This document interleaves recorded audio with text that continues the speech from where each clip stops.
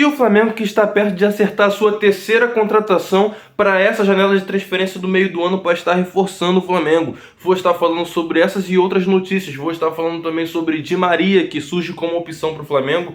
Vou estar falando a situação do jogador. Por isso eu peço a vocês que se inscrevam no canal, ativem o sininho. Quando você se inscreve no canal, e curte o vídeo, você mostra pro YouTube que você tá gostando bastante, que o YouTube vai lá e manda para outras pessoas. E curtir o vídeo não custa nada, gente, é de graça e me ajuda bastante. Então vamos lá, vamos para as notícias do Flamengo. E falar sobre jogadores que estão de saída do Flamengo, que o Flamengo tem interesse em negociar nessa janela. Falar a situação do Marinho e falar do Pablo. Começando pelo Marinho.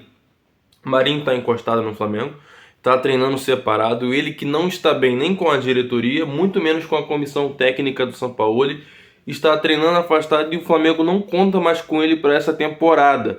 A gente sempre vem falando aqui, pô, o Marinho tem um desgaste lá dentro, o Marinho não tá bem lá dentro com as pessoas, com os dirigentes, com os jogadores, até com alguns jogadores. E agora o São Paulo continua com interesse no Marinho, só que o salário do Marinho assusta o São Paulo. O São Paulo entende que o Marinho é um bom jogador, foi até o que o dirigente do São Paulo disse, ele é um grande jogador, mas o salário dele não compensa pelo futebol que ele tem apresentado no momento. O Marinho que ganha ali por volta de 500 a 600 mil e o São Paulo quer pagar 450 mil. Então só depende do Marinho para ele poder ir atuar no São Paulo e continuar jogando o seu futebol, porque no Flamengo ele não vai jogar mais. Se ele for reintegrado ali ao time, vai ser porque o Flamengo realmente precisa de compor elenco ali, porque tá alguém lesionado ou algo do tipo, mas o São Paulo ele não conta mais com o jogador. Já a situação do Pablo é a seguinte: Pablo, que já foi jogador do Corinthians, o Corinthians tem interesse na contratação do Pablo, mas até o momento o Corinthians não chegou e fez uma proposta oficial pelo Pablo. Não sei se eles analisam a situação de mercado. Tem um zagueiro deles lá do Corinthians que tá para sair. Esse zagueiro, o Flamengo também já teve interesse nele e até o momento não fizeram propostas, pode chegar mais pra frente. E esses dois jogadores, quando tiver alguma proposta, o Flamengo não vai dificultar. O Flamengo realmente quer negociar esses jogadores, quer ali dar uma tranquilidade para sua folha salarial, que é altíssima, para jogadores que não estão rendendo.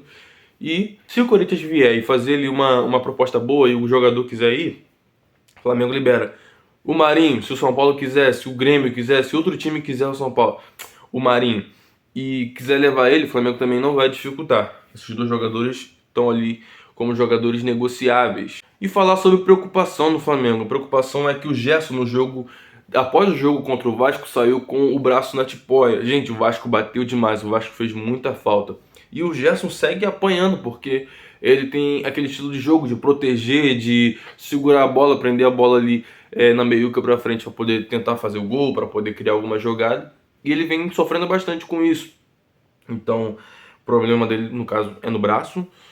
Fez fisioterapia ontem e hoje será reavaliado. Outra preocupação também, outra situação, é o Gabigol. O Gabigol ontem fez um trabalho ali no campo, mas não foi um trabalho com o grupo, foi um trabalho também separado, uma fisioterapia, porque ele tem uma lesão constatada no quadril. Então tá tentando ali voltar o quanto antes, porque amanhã já tem o Racing para enfrentar. Léo Pereira e Everton Ribeiro são mais dois jogadores que estão em tratamento, fazendo fisioterapia, e serão todos reavaliados amanhã. Amanhã é o dia de saber se eles terão condições de jogo ou não. Hoje treina quem consegue treinar normalmente e eles estão fazendo esse trabalho separado. Espero que tenham condições de jogo. Léo Pereira se tornou o melhor zagueiro do Flamengo ao lado do Fabrício Bruno. O Fabrício Bruno está começando a ter sua ascensão ali. Everton Ribeiro, quando está em campo, faz muita diferença. Gabigol, por mais que às vezes ele não esteja vivendo o seu melhor momento técnico, sempre aparece um gol dele, principalmente na Libertadores, então faz muita falta também. E o Gerson tem sido fundamental nesse estilo de jogo do Sampaoli. Então perder esses jogadores não seria muito interessante nesse momento. Então esses são os 4 jogadores que terão a sua situação reavaliada amanhã e espero que todos tenham condições de jogo, principalmente Léo Pereira, todos. Gabigol, Everton Ribeiro, todos eles fazem falta quando não estão em campo. Gente, falar agora sobre Di Maria.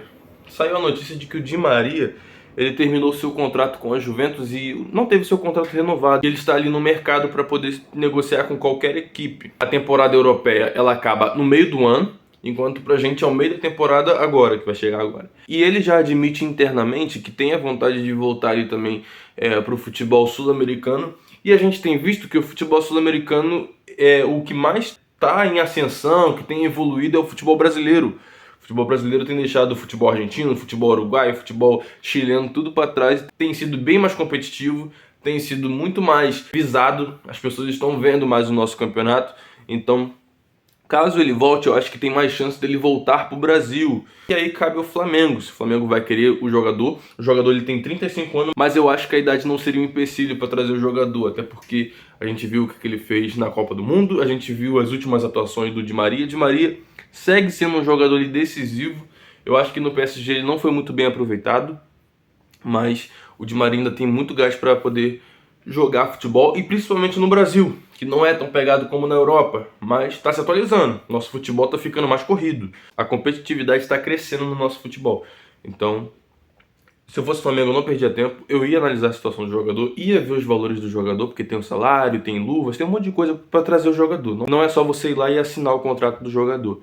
Então, se eu fosse Flamengo, eu não perdia tempo, ia atrás e ia saber a situação dele. Coloca aqui embaixo o que você acha do Di Maria, o que você acha que o Flamengo deveria fazer. Se você fosse dirigente do Flamengo, se você realmente iria atrás do jogador. Eu iria. Eu iria porque eu vejo que vale a pena ainda. Uns 2, 3 anos de contrato, eu acho que ele renderia muito bem no Flamengo. E falar agora de acordo que o Flamengo tem com o jogador, falar do jogador Samir. O Samir é um jogador que já passou pelo Flamengo, no caso ele foi formado no Flamengo. Ele atualmente joga no Tigres, está de férias no Brasil. E o Flamengo chegou nele e falou, fez o seguinte, um acordo verbal. A gente vai negociar com o Tigres por você, e você aceita vir? A gente pode negociar com o Tigres? Você quer vir jogar no Flamengo? O jogador disse sim. Então o Flamengo ele teve um acordo com o jogador e vai ir no Tigres tentar tirar o jogador de lá. Só que o Flamengo não chegou a falar tempo de contrato com o jogador, não chegou ali a falar sobre salário, não falou nada. Porque o Lucas Veríssimo do Benfica segue sendo o plano A do Flamengo. Só que eu penso, gente, eu sempre venho falando aqui, nos últimos vídeos que eu falei do Lucas Veríssimo, eu disse o seguinte: o Lucas Veríssimo, ele tem se lesionado bastante, ele já tem ali seus 27 anos, não é velho, mas para um jogador que começa a se lesionar nessa idade, se continuar se lesionando, chega até os 30, 31, se lesionando bastante, isso prejudica muito o jogador e o clube também que o contratou. Então o Flamengo deve observar bem. E o Benfica é o seguinte, o Benfica eles querem emprestar o jogador, só que eles querem uma espécie de empréstimo remunerado, eles querem receber uma quantia boa em dinheiro. Sendo assim, é melhor o Flamengo comprar o jogador, mas eles não têm interesse em vender o Lucas Veríssimo. Então é dessa forma que eles querem negociar, e o Flamengo não vê como viável no momento a negociação pelo Lucas Veríssimo, mas segue sendo o plano A. E gente, amanhã tem um jogo contra o Racing. O Flamengo precisa ganhar porque o Flamengo empatou, perdeu. Nessa fase de grupos a gente não está muito bem. A gente está 5 pontos atrás do líder, que é o Racing. Então amanhã o Racing vai vir para o Maracanã. Jogo em casa. Nos últimos jogos que a gente jogou em casa, mesmo o mando de campo não sendo nosso, a gente se deu muito bem. A gente jogou demais, a torcida apoiou. A gente vê a diferença que a torcida do Flamengo faz, principalmente quando o time está sem confiança. Quando o time está sem confiança, a torcida vai lá e apoia. As pessoas têm mania de taxar a torcida do Flamengo como modinha, taxar a torcida do Flamengo como torcida que nasceu em 2019, mas vai ver os vídeos lá de 2006, 2007, 2008, 2009, até antes disso, na época do Zico e antes do Zico, a torcida do Flamengo sempre foi muito grande. Claro que a ascensão que teve em 2019, em 2022, fizeram com que o clube crescesse ainda mais. Tivesse mais gente visando o clube, olhando para o clube, tivesse mais jogadores importantes querendo jogar no Flamengo. O Flamengo hoje se tornou palco para jogadores que querem estar na seleção brasileira, e a gente tem visto isso. Então, a torcida do Flamengo faz muita diferença, porque ela não nasceu em 2019. Ela não nasceu em 2015, ela não nasceu em 2009, quando foi campeão brasileiro no sufoco, Flamengo. Nasceu no momento que o clube foi criado, ela foi crescendo bastante, porque o Flamengo é conhecido como o time da favela, o time do povo brasileiro, o time do Rio de Janeiro. Então, vamos apoiar. O Flamengo vai jogar contra o Racing. Foi muito bom esse jogo contra o Fluminense e logo após contra o Vasco, porque fez a gente ganhar confiança no time, fez a gente olhar para o time de uma maneira diferente, sabendo que a gente não estava jogando bem, o time não estava ali tendo evolução. E com essa evolução que a gente teve, fez com que a gente confiasse mais no time e apoiasse cada vez mais. O Fluminense ele era um time muito difícil de ganhar e a gente teve paciência, teve força para apoiar o time até o final, e o Flamengo empatou no primeiro jogo e no segundo jogo o Flamengo conseguiu o resultado classificatório. E contra o Vasco foi aquilo, gerou até uma crise neles lá, quebraram lá São Januário, tentaram invadir, fizeram uma arruaça lá. Fiquei puto com isso porque eu sou flamenguista, mas eu amo futebol e eu amo futebol quando as pessoas aceitam o resultado. A gente fica puto quando o nosso time perde? Fica muito bolado. A gente não quer entender. Mas quebrar as coisas, quebrar patrimônio público, principalmente negócio do teu time, é feio demais. Uma torcida que se preze não quebra nada do que pertence ao seu time. Ela apoia até nos momentos difíceis. Ah, e a torcida do Flamengo é perfeita? Não. Já teve vacilos? Sim. Mas a gente sempre vem apoiando o time nos últimos momentos.